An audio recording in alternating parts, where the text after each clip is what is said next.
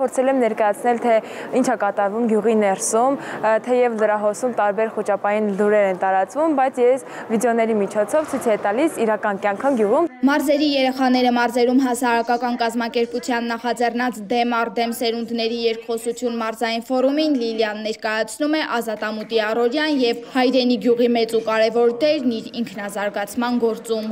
Եթե դու նայում ես քարտեզին, Ազատամուտը շատ փոքրիկ գյուղ է ու կարող է չերևայել, բայց ես դաբլ քլիկով ցույց եմ տալիս, որ մենք այդ քարտեզը պետք է մեծացնենք, զում անենք ու տեսնենք, թե ինչ է կատարվում այդ սահմաններից ներսում։ Այդ կետով չի որոշվում ամեն ինչ ու այդ մարդիկ կետով չեն չափվում։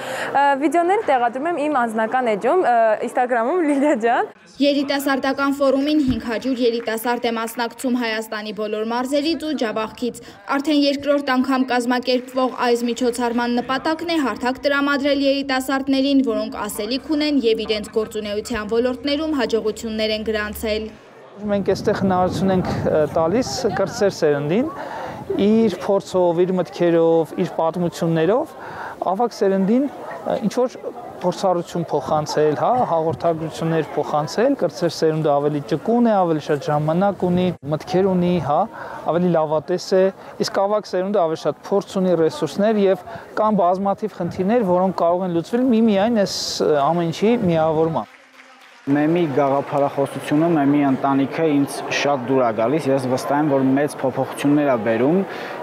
ու իմ գլխավոր մոտիվացիան այն է, որ այդ փոփոխությունները դոմինոյի էֆեկտ են ունենում ու նախ եւ առաջ այն հանդիսատեսը, որ ստեղից ինչ որ գաղափարներ ու գիտելիքներ է տանում այսօր եւ այն խոսնակները, որ ամիսներ շարունակ աշխատել են իմ եւ այլ մենթորների հետ, իրենց համայնքներում